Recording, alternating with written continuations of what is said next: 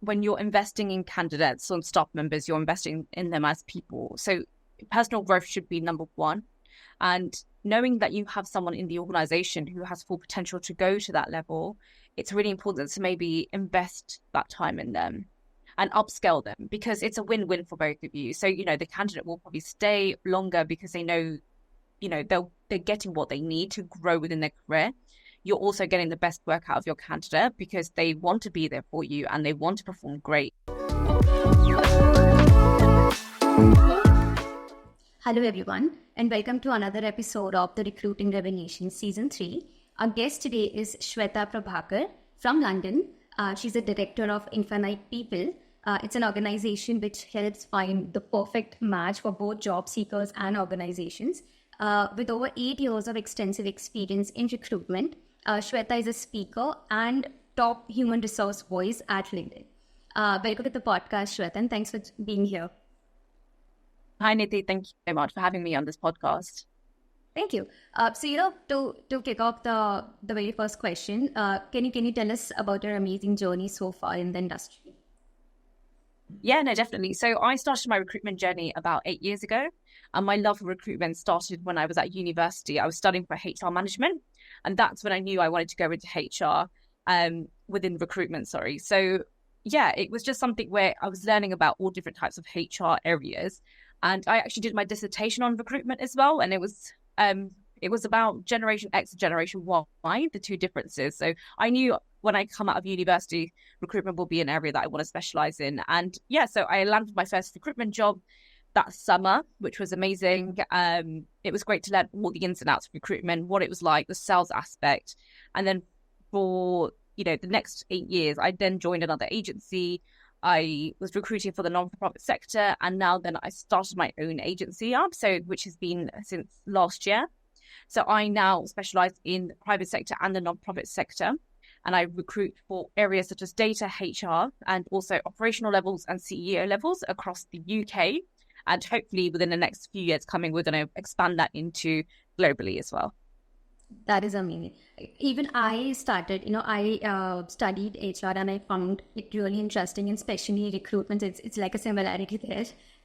Yeah, definitely. Yeah, HR is such a great, the reason why I wanted HR, because I feel like HR is such an important part of an organization and it just brings so much success within it. So I feel like HR has great voices. Which is absolutely true. Also about Infinite People, do you have a story there? Like some interesting stories that, made you start the company? Yeah, so I never actually had a thought of starting my own business. My partner's called District 4. They actually approached me about starting an own agency, and that's how it started. And I think I just went away, thought about it, and I thought it has to mean something. So that's why I named my company after my brother. So I just thought it's something that you can obviously work towards and something to have great as a memory. And Infinite was, you can associate that with recruitment really well.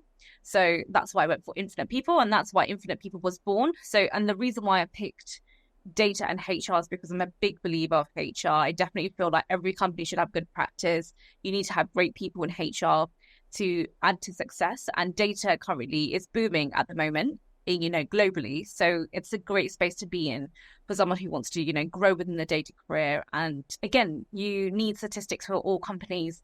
So, it's a great space to be in. Got it. That's amazing, actually. And I know because you have your own organization and you've been in the industry for such a long time, do you think that, we are witnessing the recruitment revolution? Or is it like the true recruitment, like true transformation is still on the horizon? Like, what are your thoughts on that?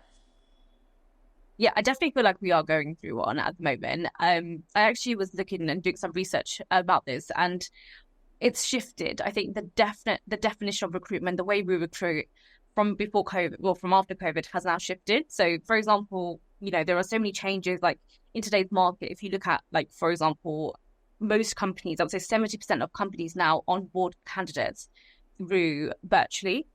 So, it's all done, through, I guess, 70% of companies would want to make sure that they go through the whole process, start to finish, all online. So that's completely changed. I think Oracle actually did a research saying that now 50% of their company does that as well. So that's completely changed. So you don't really have the human contact, which again, I do miss, because I feel like in person, it's much more nicer to meet your clients. But also, you've got the positive side where now I can speak to someone from a different country where we can start the process going. And I just feel like we can add value by bringing someone from, the UK to, for example, in India. Like, I'm sure India's booming right now with the economy. So, Mumbai, for example, there's so many endless jobs there in different sectors. And I think that's amazing for people from different countries can now go to Mumbai. But you can also do that all online. You don't physically have to go to the country first. So I think that's a really positive boom. I would say the next one I definitely will also say is the application system.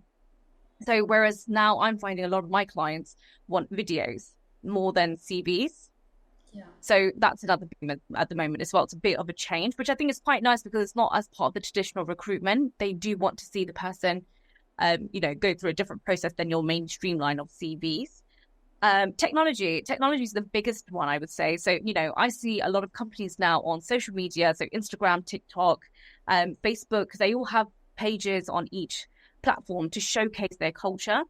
And I also think AI has added to that in a really good way.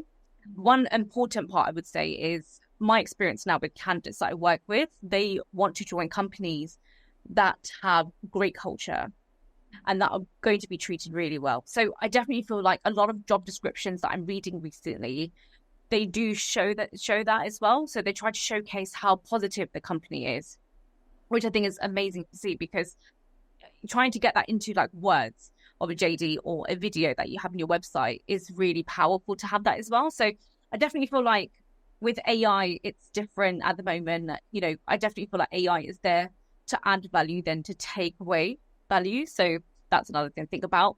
Quality of hire is another part, I would say, of this industry boom. Working with a lot of TAs, working with a lot of directors, it's so important to bring that quality hire. Whereas obviously, I'm pretty sure that was one trend that was throughout the whole time. But now TAs and directors and HR managers need to work quite closely because they need to understand what quality hire is. If you've got someone in your team that's a TA, they need to know exactly what they're looking for. It can't just be on their own mind. They need to know what quality means. So that's also really important. And also, I'd say like HR trends are really different. I feel like HR and L&D have now started to work together. I definitely feel like it's important to see them to collaborate. I did a LinkedIn post about this actually a couple of days ago. So I definitely feel like if you have HR leaders and L&D leaders who don't tend to usually have one person in the organization doing both, if they have two people, they can work collectively together to make sure that they find the best way to find the best people for the organization. And that would then benefits like company benefits. It would also, showcase a really positive atmosphere that we're working quite collectively together to bring you someone, make sure you bring someone in the organization that matches that value and that has the same values aligned with them as well. Yeah, got it. Yeah, that's amazing. Also, you mentioned so many changes that happened in HR specifically. Also one thing that has changed is the attitude towards work. It's changing drastically, like from what we've seen from 9 to 5 that we used to work. Now, the times have changed. We can work at night. We can do flexible work from anywhere and any time actually. So, what are your thoughts on this? Like, are people really enjoying flexibility, or are they getting burnout? Like, it's nothing in between. What do you think? I think it's a really tough topic to discuss because I feel like everyone has such different takes on this. I definitely believe if your CEO or your director believes in you to be flexible and to make sure you just get your work done, it's great because it comes from the top. If the CEO and the director showcases that, then I think it's great because your employees will follow that. I also think, like, for example, I don't know if you saw an article the other day, but there's a big company that is now going to start tracking where their employees are working from. I definitely feel like that could put another shift in, the employees that work with them. I think it depends on your lifestyle as well, because, you have working mothers, you have working fathers who want to spend certain time with their kids or you have people that are studying on the side, who are doing a master's, for example. So it's kind of like to work where I definitely feel like it has changed a lot. I don't think a lot of people are doing the 9 to 5. I see a lot of people who have done now cadets hours, so they work 4 days a week, but they start at like 8 o'clock in the morning and finish at like 6 in the evening. So I think it's positive, but I like to have structure. I'm a very structured person, so I like to have that. I know that at this point, what you're going to do is, at this time. But I feel like for all other companies who are just based around customer service, sometimes it may not work like that because you're at work when your customers are at work. So you've got to be within that time frame. So it really depends. But I think it's a nice way to move away from that regimented 9 to 5. And your CEOs and directors should definitely have trust in you to perform really well at work. Yeah, that is, I'm like really on board in that. Also, earlier, like you've mentioned about, working, like flexibility working. So earlier we've seen the focus was always on, traditional productivity. We have so many applications to, manage the, what employees are doing every day. And now it's all about, personal development, like taking care of the well-being, growth, and overall fulfillment of the employees. How do you think companies can balance that out? Like the productivity also, the productivity should not overlook personal development. So what are your thoughts on that? So I definitely feel like when you're investing in candidates or staff members, you're investing in them as people. So personal growth should be number one. And knowing that you have someone in the organization who has full potential to go to that level, it's really important to maybe invest that time in them and upscale them, because it's a win-win for both of you. So, the candidate will probably stay longer because they know, they're getting what they need to grow within their career. You're also getting the best work out of your candidate because they want to be there for you and they want to perform great success for the organization. So I think it's a bit of I definitely feel like personal development should be number one, because at the end of the day, I mean, even I've been in the industry for 8 years and I'm still constantly learning. I'm very fortunate to have a coach that provides me support when needed for business. And I just because I know also the recruitment side, that doesn't mean I know anything on the business side. So I had to kind of learn all of that and kind of grow, with VATs, taxes, accounting. That wasn't something that I've done before. So if I didn't grow to learn this, I wouldn't be where I am today. Got it. Also, you must have seen that in job descriptions, companies generally mention all the perks, all the good things, but then once the employee joins, then they know how like the hectic the work is. So how to make sure that, we also have those points that, the targets or whatever the, a candidate is supposed to do, how to balance that also is important as a company. So how like in a generous way, how can they write in the job description that, the work has to be done with personal development? I think that goes back to being transparent with your employees. So when I mentioned quality of hire, so I think it definitely goes back to that point. So if, for example, if you've got the TA or HR manager or recruitment officer who is putting out this job spec or is writing the job spec, there are a few ways to do it. Either you shadow the manager or the manager writes the JD.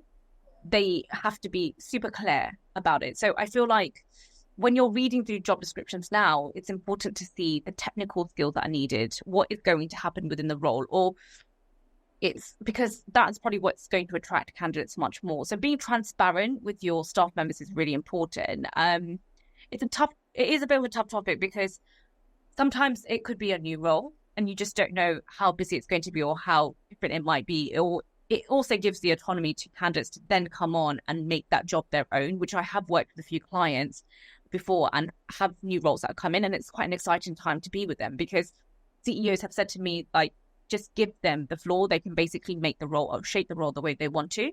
So transparency is really important. And I definitely feel like candidates should be asking questions. For example, if they've read something in JD, they could act on it and say, how much of this work is needed. And I think I've seen this in job specs recently where they do percentages. So they could say like 20% is finance admin, 30% is HR admin, and then the rest of the job is just recruitment officeman, So it's really important to maybe do it by percentages because that could also really be a great way and quite clear. Yeah. Also, I think, recruiters should team up with hiring managers. Like every time, a job description is being made? Because I think every day there's something new that, a company has or company buys or like has it new to it. So I think hiring the perfect person to, write the job description with them. So I think that could be also be done. Yeah, definitely. It's so important because I think like it just goes back to quality of hire. And I think if you don't train your own employees to understand what they need, they're going to go out there, waste the time and not find the right person. But whereas if you start from the get-go, understand on the same page, they will bring you that quality of candidates. So that's, like you said, it's so important. True. Also, recruitment has evolved, of course, but recruitment needs have also evolved significantly, over the couple of years, like especially after COVID. So, what changes have you seen so far, other than, flexibility and working from home, other than what all changes that have you seen? In recruitment, as in recruitment needs for candidates or? Needs for recruiters. For recruiters. Okay, fine. So for recruiters, I definitely feel like the atmosphere of where they'll be working is probably number one at the moment. The money obviously does come with it. So I think if you asked me this question 4 years ago, I would say money was number one. But now I would definitely say atmosphere, the environment, the culture of the company, the values of the company is probably number one. And then obviously money definitely is a driver for recruiters. I definitely feel like they do want a lot more autonomy to work from wherever they want to work from. So for example, if they can travel, they also want to do that. Because recruitment itself, if you look at it traditionally, before they would want to make sure you're in the office together because that's how they feel the company will perform its best. But I don't know about in India, but a lot of companies in the UK have now switched over to, offices where they only go in maybe once or twice a week, if that. So, and then now we've got a few clients that are now looking to bring their staff members back in 5 days a week. But no one might want to do that because you could live in a different area within the UK, and to travel, it's not really the same because, everything's going up. Cost of living's more expensive. The train travel is expensive. So driving, petrol's expensive. So a lot of recruiters, I would say, would want to work from home or would want to work from wherever they're going. So I definitely feel like, so that has changed. I would say the type of value of company that they would want to work for has changed. And I would say the area that they are specializing in, it has to be just like with the candidates I work with, they obviously care about what they do. They care about the companies they work for. The same thing now with recruiters. They care about the kind of industry they recruit for because they want to have something that's interlinked there. So, which is quite new because that's not been there for a while because people just care about the money. They just want to come in and they want to, just do a good job and make the money. So I definitely feel like, I could speak from experience because I started this recruitment agency with the roles and the areas that I'm so passionate about because I feel like when working with my candidates, I'm amazed by what they do. Working with my clients, again, I'm amazed by the cause, and then I'm amazed by, the team that they have. And, knowing that you can add value to their organization is amazing because, for example, I specialize in not-for-profit. So knowing that you're adding an amazing person to their team who's going to be part of that amazing cause and reach the goals is a great feeling alongside, it obviously is a job, but you're passionate about it. Yeah. So another point as well. Got it. Yeah, that's amazing. Also, you mentioned you of course you have an agency, you work with a number of clients. So what do you think is the current state of the recruitment market? Do you think there are any is it positive or negative, from both the perspective from organization and also job seekers? I would probably say it's leaning towards a little bit more positive now because I definitely feel like, especially just speaking the UK, going through budget constraints was quite a lot of an issue. So now I definitely feel we are coming to the other side of it. So after summer usually is quite busier. Yeah. So I definitely feel like it's quite positive because now you've got AI, and I definitely feel like recruiters are now taking their own initiative to go and learn about it and understand how it can affect their job and how they can make it better. So I definitely feel like that adds a lot of value, which they can add value to clients. So I definitely feel like it is coming to the positive side of things. Not as it probably was before COVID, because obviously after COVID, we have been affected quite badly within the UK in terms of, I'm sure across the whole world, but within the UK market, a lot of companies are, getting rid of offices. A lot of companies are downsizing. A lot of companies are outsourcing now. So it has changed. I think the market is very competitive for candidates, for definite, because there are probably lesser jobs out there, but more candidates. And I think that's why it's important to make sure that, you specialize in some area that you really like and, get the experience, know the skills, and then, make sure you can reach that level with career progression. Yeah. So I would say that's a shift I would see right now. Yeah, I think skill development is remains same for any part of the world, I guess. Also, personally, how do you use, AI? Are you using AI extensively, or how are you using it in recruitment? So I went to a conference last year, and I actually then started to learn about AI because it was a guy who was giving TED Talks about recruitment and AI. So fortunately, I was able to attend a few of those events, which then made me go away and then to study about AI and to understand what tools I can use. So I'm sure ChatGPT is, right at the hit right now with everyone, so which everyone probably uses. But I tend to use a lot of organizational tools which AI can develop. I use a few platforms where I can get a lot of information, for example, researching, making sure that I know my market a lot more. That's also been helping my AI. A few tasks business side of things with accounts and so on. That's making my time much more quicker to just to do all of that aspect of the business. So, and that's with AI because obviously it's all computerized, technology's, booming, and it's helping me just get through these tasks quite quickly. But I would say one thing I definitely probably would want change is the human interaction that I have with my candidates and clients. I make sure I go visit them. I make sure I go see them if I can, because, I'm based in London. So most of my clients are based in London. So being able to go and see them in person, that's something that I still would always want to do. Yeah. Getting on a call is any day better than, just texting. Yeah, exactly. Yeah. Also, as my last question, how do you think recruitment is evolving? How do you what are your predictions for recruitment in the coming future? In the coming future, I would say from now to the next 5 years, I would say there would definitely be an influx of more jobs. I definitely feel especially in the UK, we're in this position where we are going to recover in the next 5 years, and I definitely feel there'll be an influx of new jobs. I definitely feel recruitment will be bigger and better, because people will then, clients will then go out to recruiters. And again, when you're giving them the quality of candidates, they would want to carry on that kind of pattern. So I definitely feel recruitment agencies will still be evolving a lot more in the next couple of years. Going back to AI, actually. So AI is probably the main aspect at the moment to focus on. So I definitely feel recruiters will be more adaptable to that, and they will have more skills to learn, which will take them to the current trends and going on with AI.